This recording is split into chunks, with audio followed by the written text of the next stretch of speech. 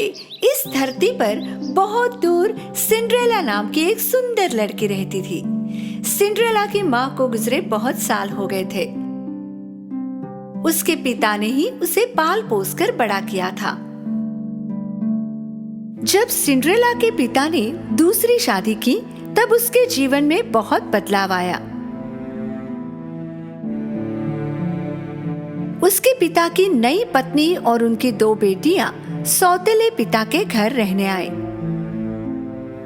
पहली बार जब वे मिले तब से सौतेली माँ को सिंड्रेला एक आंख ना भाती थी। वो और उनकी बेटियां सिंड्रेला के सौंदर्य और दयालु दिल से बहुत ईर्ष्या करते थे। सिंड्रेला की बहन सिंड्रेला जितनी खूबसूरत नहीं थी। इतना ही नहीं, वो दोनों कठोर और बिगड़ी हुई भी थी। एक दिन किसी काम के कारण सिंड्रेला के पिता को लंबी यात्रा पर जाना पड़ा और यही वो समय था जब सिंड्रेला की सौतेली माँ और बहनों ने उसके जीवन को नर्क बना दिया। जब सिंड्रेला अपने बगीचे में अपने प्यारे पंछियों के साथ बातें कर रही थी तब उसकी सौतेली माँ उसके पास आई। आज के बाद तुम इस अटारी में रहोगी, घर के सारे काम करोगी और मुझे तुम्हारा इन कपड़ों में घूमना फिरना बिल्कुल पसंद नहीं। सिंड्रेला को पता नहीं था इस पर क्या बोले। असहाय रूप से जैसा उसे कहा गया उसने किया। उसने अपनी चीजें उठाई और अटारी में चली गई। उस दिन के बाद से सिंड्रेला घर के सारे काम खुद ही कर लिया करती थी। वो बहुत थक जाती, लेकिन ना उसकी सौतेली माँ या उसकी सौतेली बहनों को उसकी दया आई। फर्श को दोबारा ठीक से साफ करो, क्या तुम्हें धूल नहीं दिखाई देती? तुमने अभी तक कपड़े नहीं धोए, मेरे पास पहनने के लिए कुछ नहीं। सिंड्रेला के पास चूहे और खिड़की पर आकर बैठने वाले पंछियों के अलावा कोई दोस्त नहीं था। सर्दी से बचने के लिए रात के समय सिंड्रेला नीचे चिमनी के पास जाकर सेक लेते लेते वहीं पर सो जाती है। ऐसे ही दिन गुजरते गए। एक दिन शहर में राज्य द्वारा एक घोषणा की गई। राजकुमार द्वारा महल में एक पार्टी का आयोजन किया गया है। शादी के लिए पात्र सभी लड़कियों को इस पार्टी में आमंत्रित किया जाता है। जैसे ही सौतेली बहनों ने ये बात सुनी, वो भागते हुए घर गई और अपनी माँ को बताया। पार्टी में आप दोनों ही सबसे सुंदर होगी। राजकुमार ने आप दोनों में से एक को ही चुनना चाहिए। इस तरह हम सभी महल में रह पाएंगे, है ना माँ? हमें तुम दोनों के लिए गाउन और जूते खरीदने होंगे। चलो खरीदारी करने जाते हैं। सौतेली माँ और बहनें बाहर चली गई। वहाँ खड़ी होकर ये बातें सुनने वाली सिंड्रेला उदास हो गई। कई दिन तैयारियां चल रही थी। सौतेली बहनों के गाउन सिलकर आ गए थे। हर दिन वो दोनों दर्पण के सामने खड़ी रहती और खुद को बताती, हम ही पार्टी में सबसे सुंदर लड़कियां होंगी।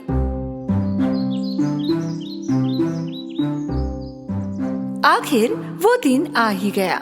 सौतेली बहनें आज जल्दी उठ गई थी। उन्होंने सिंड्रेला को बुलाया। सिंड्रेला, सिंड्रेला, जल्दी यहाँ आओ। कहाँ हो तुम? जल्दी से हमारे स्नान की तैयारी करो। पूरे दिन सिंड्रेला ने बहनों को तैयार होने में मदद की। जरा धीरे धीरे ब्रश करो, सारे बाल निकाल दोगी क्या? शाम तक दोनों पार्टी के लिए तैयार हो गई। तुम दोनों सुंदर दिख रही हो, बहुत सुंदर। सिंड्रेला ने सारी हिम्मत जुटाई और सौतेली माँ से पूछा, क्या मैं भी पार्टी में आ सकती हूँ? कौन, तुम? हाँ, उन्होंने सारी युवा लड़कियों को बुलाया है। क्या पार्टी के लिए ये तुम्हारी पोशाक है? राजकुमार को अपने लिए पत्नी चाहिए, नौकरानी नहीं। चलो लड़कियों, पार्टी के लिए देर हो रही है और तुम याद रखना, सोने से पहले सारे काम हो जाने चाहिए। सौतेली माँ और बहनें पार्टी के लिए निकल गई और घर पर अकेली सिंड्रेला रोने लगी।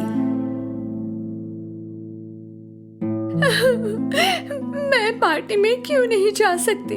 अगर आज मेरे माता पिता यहाँ होते तो ये सब नहीं होता। उसी समय एक उज्जवल प्रकाश दिखाई दिया। पहले सिंड्रेला समझ नहीं पाई कि वो क्या था। वो प्रकाश को एकटक देखी जा रही थी और अचानक प्रकाश के बीचों बीच एक खूबसूरत परी दिखाई दी। मेरी प्यारी सिंड्रेला, रो मत, तुम भी महल में पार्टी में जाओगी। सिंड्रेला को उसकी आंखों पर विश्वास नहीं हुआ। उसने हड़बड़ाकर पूछा, क्या मैं जा सकती हूँ? मेरी हालत तो देखो। चिंता मत करो, मैं हूं ना तुम्हारी मदद के लिए। मुझे एक कद्दू और 7 चूहे ला कर दो। सिंड्रेला को समझ नहीं आ रहा था कि उन्हें ये चीजें क्यों चाहिए, पर उसने वही किया जो उसे कहा गया। पहले वो रसोई घर में गई और बड़ा सा कद्दू ले आई। फिर वो अटारी में गई और अपने चूहे दोस्तों को लेकर फिर से नीचे आई। परी ने अपनी जादुई छड़ी से कद्दू को एक सुंदर बग्गी में बदल दिया। फिर वो चूहों की तरफ मुड़ी। उनमें से एक ड्राइवर बन गया और बाकी 6 सुंदर सफेद घोड़ों में बदल गए। आश्चर्यचकित सिंड्रेला बग्गी और घोड़ों को देख रही थी। तभी परी उसकी तरफ मुड़ी। जब उसने अपनी जादुई छड़ी से सिंड्रेला को छुआ, उसकी पुरानी ड्रेस एक खूबसूरत पार्टी गाउन में बदल गई।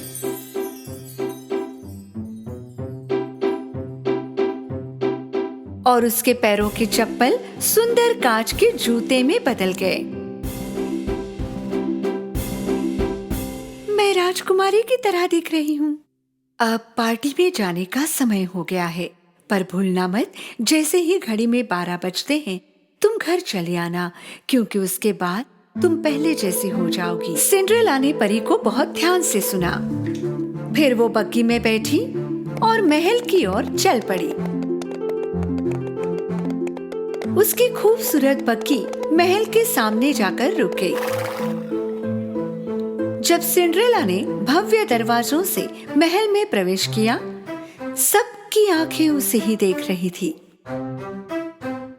वो बहुत सुंदर और खानदानी लग रही थी। उसकी सौतेली माँ और सौतेली बहनें भी इस सुंदर महिला को देखती रह गई थी। वे उसे पहचान भी नहीं पाई थी। अचानक सीढ़ियों पर राजकुमार दिखाई दिया। सिंड्रेला सच में पार्टी में उपस्थित सभी लड़कियों में सुंदर लग रही थी। राजकुमार को पहले ही नजर में इस खूबसूरत लड़की से प्यार हो गया। सभी उसे उत्सुकता से देख रहे थे। वो धीरे धीरे आगे की तरफ बढ़ता गया। सौतेली बहनें बहुत खुश हो गई कि राजकुमार उन्हीं की तरफ आ रहा है। आओ, वो मेरे पास आ रहा है। नहीं, वो मेरे पास आ रहा है। पर राजकुमार आगे बढ़ा और सिंड्रेला के सामने जाकर रुक गया। हे सुंदर युवती, क्या तुम मेरे साथ नृत्य करना पसंद करोगी? सिंड्रेला ने विनम्रता से हाँ कहा। राजकुमार और सिंड्रेला ने उत्सुकता से देख रहे आमंत्रितों के बीच नृत्य करना शुरू किया। सिंड्रेला संगीत और नृत्य से इतनी प्रभावित हो गई, उसे लगा मानो महल में वो और राजकुमार है, बस दोनों ही। वे दोनों देर रात तक नृत्य करते रहे। सिंड्रेला को पता ही नहीं चला कि कितना वक्त गुजर गया है। अचानक उसकी नजर घड़ी पर पड़ी। आधी रात हो चुकी थी। उसी समय सिंड्रेला को परी की चेतावनी याद आ गई। जैसे ही घड़ी में 12 बजते हैं तुम घर चली आना, क्योंकि उसके बाद तुम पहले जैसी हो जाओगी। हड़बड़ाकर उसने राजकुमार को वहीं छोड़ा और वो भागने लगी। जब वो महल की सीढ़ियां उतर रही थी, उसका एक जूता वहीं छूट गया और उसके पास उसे लेने का समय भी नहीं था। जैसे ही वो बाहर पहुंची, घड़ी में 12 बज चुके थे और फिर से सब कुछ वैसा हो गया जैसे पहले था। जब राजकुमार उसके पीछे भागा, उसे वो जूता सीढ़ियों पर मिला। पता करो ये जूता किसका है, फिर चाहे इसके लिए राज्य की सारी लड़कियों को आपको मिलना पड़े, उसे ढूंढ कर लाओ। सिंड्रेला हाफती हुई घर पहुंची और सीधे अटारी पर गई। वो राजकुमार के साथ बिताए समय को सोचने लगी। उसे पता था कि उसके पास कोई मौका नहीं था, पर फिर भी उसे राजकुमार से प्यार हो गया। राजकुमार के लिए उस लड़की को खोजना असंभव था, और अगर वो खोज भी लेता तो पहचान नहीं पाता। राजकुमार के आदमी राज्य के घर घर जाकर उस जूते के मालकिन को खोजने लगे, पर जूता किसी भी लड़की के पैर में फिट नहीं हुआ।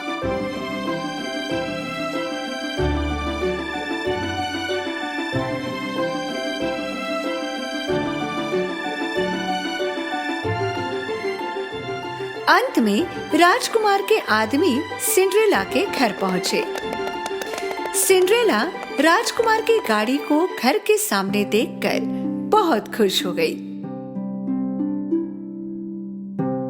जैसे ही सिंड्रेला कमरे के बाहर जाने लगी, उसकी सौतेली माँ दरवाजे पर दिखाई दी। तू कहाँ चल दी? तुम भी जूता पहनने की कोशिश करना चाहती हो? व्यंग्यात्मक हंसी के साथ सौतेली माँ ने अटारी का दरवाजा बंद कर दिया। नहीं, कृपा करके दरवाजा खोलो, कृपा करके प्लीज। कितनी दयनीय बात है। राजकुमार और तुम में क्या समानता होगी भला? आदमी ने पहले पतली बहन को जूता पहनाया, पर वो उसके पैर के लिए बहुत छोटा था। देखो मेरे पैर में कितने अच्छी तरह से बैठ गया। फिर मोटी बहन ने कोशिश की, पर जूता उसके पैर में जा ही नहीं रहा था। शायद हमने दूसरे पैर में कोशिश की होती। उन्होंने कोशिश तो बहुत की, पर नाकाम रहे। सिंड्रेला ने खिड़की की तरफ दौड़ने की आखिरी कोशिश की, पर खिड़की बहुत ऊपर थी। वो रोने लगी। उसे रोता देख उसके चूहे दोस्त उसके पास आए। मेरी सौतेली माँ ने मुझे बंद कर रखा है, चाबी उसी के पास होगी। चूहा दरवाजे के नीचे से फिसलकर बाहर आया। सौतेली माँ दरवाजे पर राजकुमार के आदमियों के साथ खड़ी थी। आप कल क्यों नहीं आते? आज वो बहुत थकी हुई है और पैरों में सूजन है। चूहे ने सौतेली माँ के स्कर्ट पर कूदकर चाबी निकाली और ऊपर की ओर दौड़ा। उसने चाबी दरवाजे के नीचे से अंदर सरकाई। चाबी देखकर सिंड्रेला बहुत खुश हुई। दरवाजा खोलकर वो जल्दी से नीचे की तरफ भागी। अरे तुम बाहर कैसे निकल आई? कृपया रुकिए, जाइए मत, मुझे भी जूता पहनना है। सौतेली माँ और बहनें ये सुनकर जोर से हंसने लगी। शांत हो जाओ, ये राजकुमार का हुक्म है कि राज्य की सारी लड़कियों ने कोशिश करनी चाहिए। जब सिंड्रेला ने जूता पहना, सबको आश्चर्य हुआ, क्योंकि जूता उसके पैर में अच्छे से फिट हुआ। सुंदर युवती, क्या ये बूट तुम्हारा है? सिंड्रेला ने गर्दन हिलाकर हामी भरी। कृपया हमारे साथ महल चलें। सिंड्रेला उनके साथ महल में गई। उन्होंने उसे राजकुमार के सामने पेश किया। जैसे ही राजकुमार ने सिंड्रेला की आंखों में देखा, वो जान गया कि उस रात उसने उसी के साथ नृत्य किया था। उसने सिंड्रेला का हाथ थामा। आखिर मैंने तुम्हें ढूंढ ही लिया, क्या तुम मुझसे विवाह करोगी? खुशी के आंसू भरे आंखों से उसने राजकुमार का प्रस्ताव स्वीकार किया। उन्होंने शादी की और खुशी से जीवन बिताने लगे।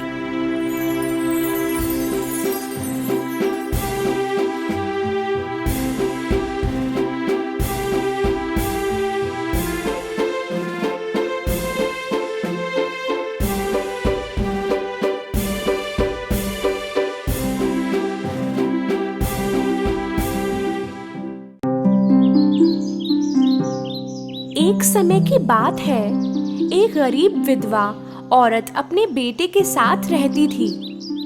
उसका बेटा जैक काम नहीं करता था क्योंकि वो बहुत आलसी था। इसी वजह से उनके पास पैसे नहीं थे। माँ, खाने को कुछ है? मुझे भूख लगी है। दिन गुजरते गए, वो लोग और गरीब हो गए। एक वक्त आया जब उन्हें अपनी गाय मिल्क वाइट बेचनी पड़ी क्योंकि वो उससे खिला नहीं पा रहे थे। जैक के माँ ने उससे कहा कि गाय को बाजार ले जाकर सबसे अच्छे दाम में बेचना, शायद फिर वो खाने के लिए कुछ खरीद पाते। बाजार जाते समय जैक को एक अजीब दिखने वाला बूढ़ा मिला। उस बूढ़े आदमी ने गाय की तरफ देखा और जैक से कहा, हेलो मेरे बच्चे, अगर तुम मुझे तुम्हारी गाय दोगे तो मैं इसके बदले में तुम्हें काफी कीमती चीज दूंगा। जैक ये सुनकर काफी खुश हुआ। बूढ़े आदमी ने 5 बीन्स अपनी जेब से निकाले। बीन्स? पर ये जादुई बीन्स है। जैक को उस पर पहले तो विश्वास नहीं हुआ, पर वो बूढ़े इंसान ने कहा, सुनो मेरे बच्चे, तुम एक अच्छे और तेज लड़के हो, ये जादुई बीन्स ले लो, तुम्हें अफसोस नहीं होगा, मुझ पर यकीन करो। जैक ने उस पर विश्वास किया और उस जादुई बीन के बदले अपनी गाय मिल्क वाइट उसे दे दी। अपने काम से खुश होकर जैक घर की तरफ दौड़ा। माँ, देखो मैं क्या लाया हूँ। जैक को इतना खुश देखकर उसकी माँ को ये लगा कि वो गाय को बहुत ही अच्छे दाम में बेचकर आया है। जब जैक ने अपनी माँ को जादुई बीन्स दिखाई तो वो नाराज हुई। उसने उस जादुई बीन्स को गार्डन में फेंक दिया और जैक को अपने कमरे में जाने के लिए कहा, तुम अपने कमरे में ही रहोगे जब तक मैं तुम्हें बाहर आने के लिए नहीं कहती। आज तुम्हें कोई खाना नहीं मिलेगा।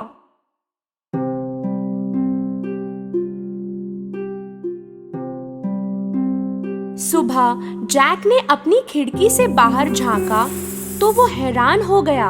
उसके कमरे की खिड़की से उसने देखा कि एक पौधा बहुत तेजी से बढ़ रहा है। ये ना तो कोई साधारण पेड़ था, ना कोई फूल, ये जादुई बीन का पेड़ था। जैक ने उस विशाल बीन के पेड़ पर छलांग लगाई। उसके टेढ़े मेढ़े पत्तों पर सीढ़ियों की तरह चढ़ने लगा।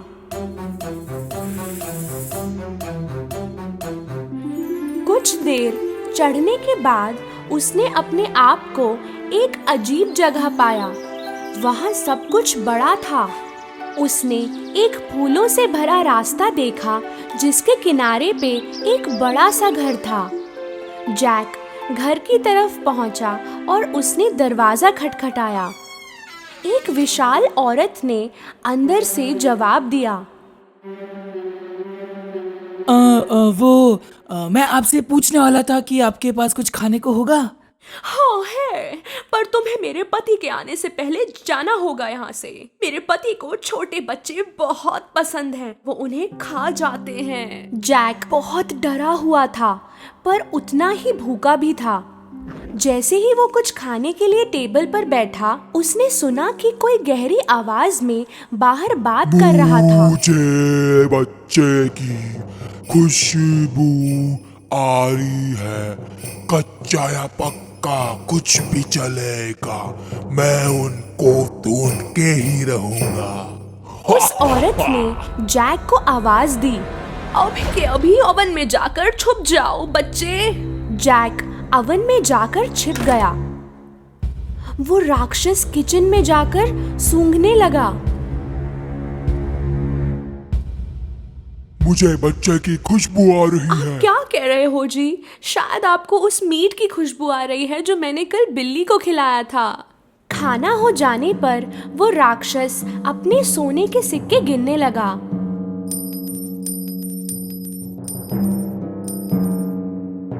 कुछ देर बाद वो गिनते गिनते थक गया और सो गया।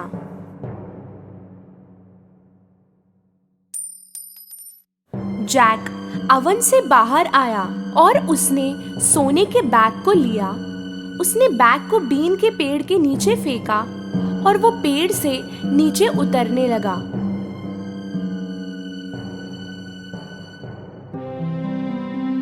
उसने सोने से भरे बैग को उठाया और घर के अंदर दौड़ता हुआ गया।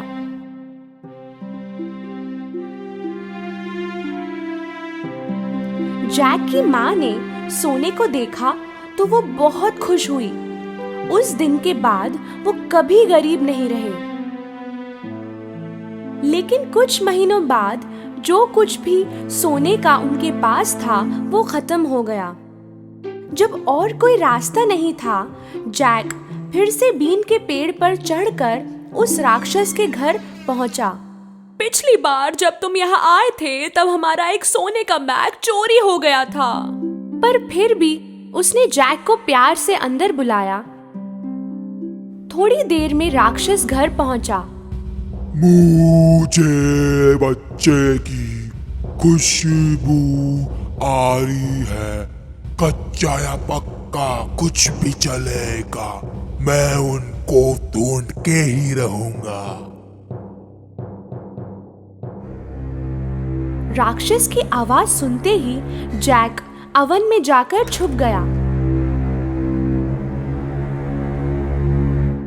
खाना हो जाने पर राक्षस ने अपनी पत्नी को मुर्गी लाने के लिए कहा।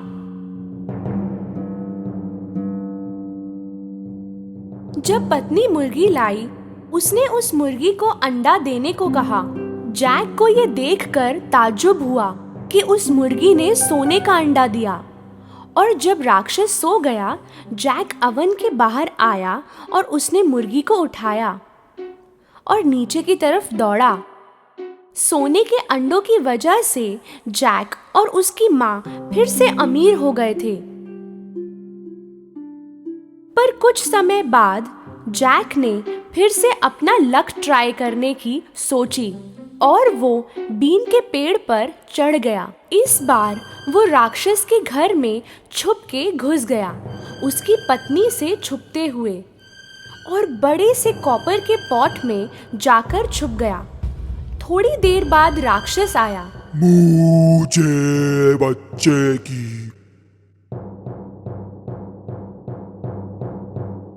खुशबू आ रही है। कच्चा या पक्का कुछ भी चलेगा, मैं उनको ढूंढ के ही रहूंगा। इस बार राक्षस की बीवी ने जैक को पकड़वाने का तय किया। अगर कोई बच्चा है तो शायद अवन में होगा। जैक कहीं और छुपा था। राक्षस और उसकी पत्नी ने सारा घर छान लिया, पर उन्हें बच्चा नहीं मिला।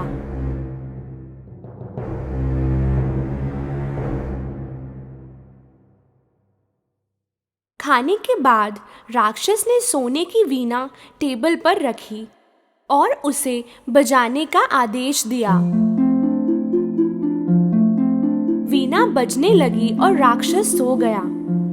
इस बार जैक को ये वीणा किसी भी कीमत पर हासिल करनी थी, इसलिए वो राक्षस के घुटनों से चढ़ता हुआ टेबल पर पहुंचा।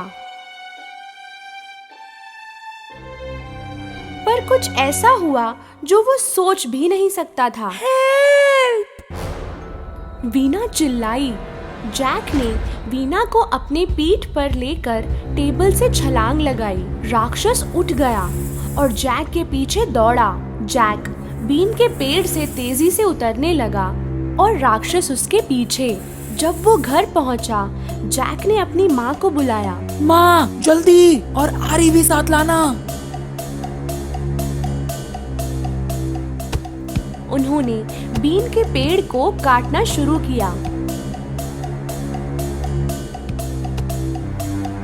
आखिर उन्होंने बीन के पेड़ को काट दिया और राक्षस जोरों से नीचे जमीन पर गिर गया। वो दोनों राक्षस से सुरक्षित थे। हे भगवान, हम सुरक्षित हैं। वो लोग ठीक थे। पर जैक को अपनी हरकत पर काफी पछतावा हो रहा था।